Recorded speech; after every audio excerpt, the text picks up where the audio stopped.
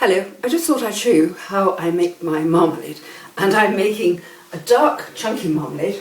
So I'll be adding some black treacle to my mixture when I add the sugar. And this makes a lovely dark, rich preserve with glorious colour. It's like the Oxford marmalade, only I can't call it Oxford marmalade, this is my marmalade.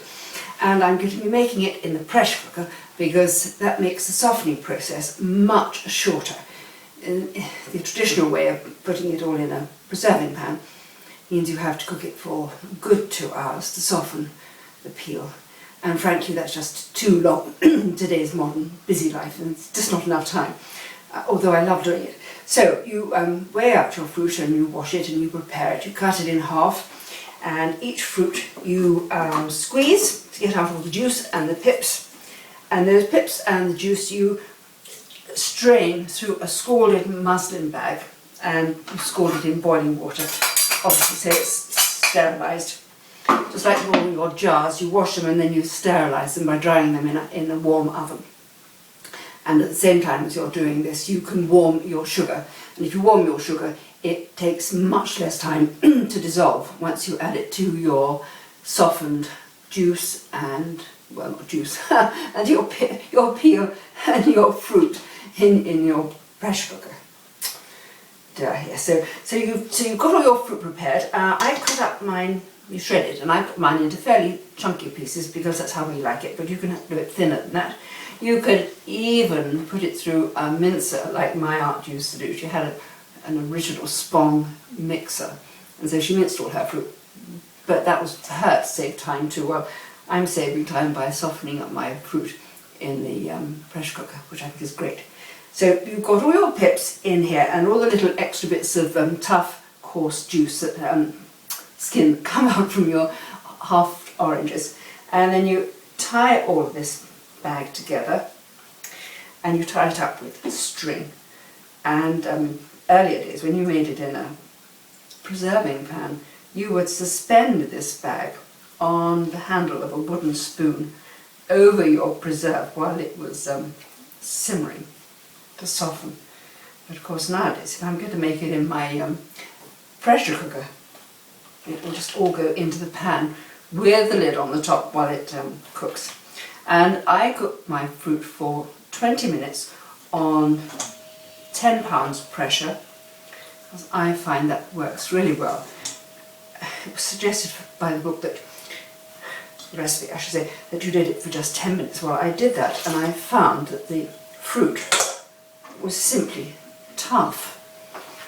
And after this softening process, once you've added the sugar to your fruit and your water, it doesn't soften anymore. Of course it doesn't, because you're adding sugar to it, so it doesn't soften anymore. So, and then if you only did it for a short time and it wasn't very soft, it would just be a hard preserve, and you don't want that.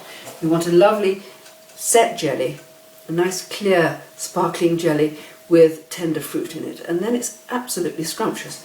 So you've done that. Now you get your pressure cooker, and this recipe takes 2 pints of water, 2 pounds of Seville oranges, 2 lemons, 2 packets of preserving sugar, and black treacle.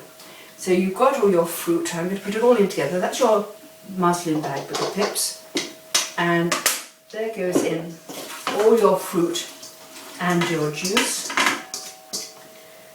and the 1 pint of water. Then you put on your lid and cook it. And I can never get this lid on properly. Oh look, it's gone on that time, so that's fine.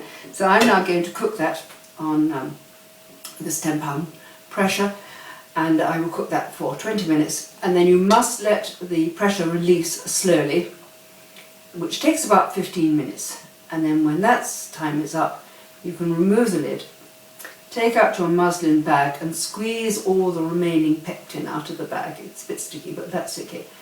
And then put it to one side, and then tip the contents into your preserving pan. Add your warm sugar and the black treacle. Put it onto a low heat and stir it continuously until all the sugar has dissolved.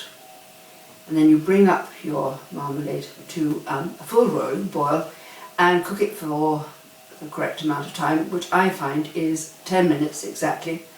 So at 10 minutes time, turn off the heat, sample and test a little of the mixture by putting a spoonful onto a saucer and putting that saucer either into your fridge or freezer.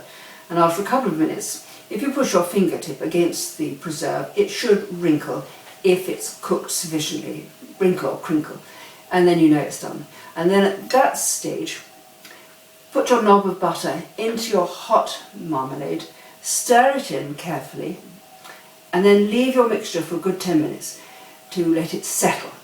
If you pot up preserves too quickly, you run the risk of having your fruit at the top of the jar and not mixed in with the rest of the jelly, so that looks a bit odd. You have to be particularly careful when you make strawberry jam. So you leave it for 10 minutes and you can get all your other things ready, your ladles and what have you, and have them all standing in boiling water so that they are all sterilised too. It just makes it so much easier. And have everything ready. It's a real production line management. And then you can pot up. You take your hot jars from the oven and you put on the funnel, and then with a ladle you scoop out quantities into your jar. And I find it's always best to hold on to the jar with a tea towel and slightly tilt the jar over. It just helps with the non-collection of air bubbles in your preserve, which is another thing you don't want. The other thing you can do is when you've removed your funnel, just wipe around the brim of the jar, because it sometimes gets sticky. And then take a skewer that's also been steeped in boiling water and just carefully insert that into your full jar and just stir it a little bit, and that will just make sure that any trapped bubbles of air are expelled. You just don't want that in your finished preserve. It's like the scum. You want that removed and you want the air removed, because you want to present to the world a beautiful jar of preserves. It'll be lovely and sparkly and it'll look bright and a gorgeous colour, and that's what you're looking for. And believe me, a jar of homemade marmalade makes an absolutely smashing present to give to family and friends, well, whenever, even Christmas time. It makes a very good present. And that's it. It's terribly easy. So I hope you've enjoyed this little video. I've had great fun in trying to put it all together, and we'll see you again sometime. Okay, bye bye.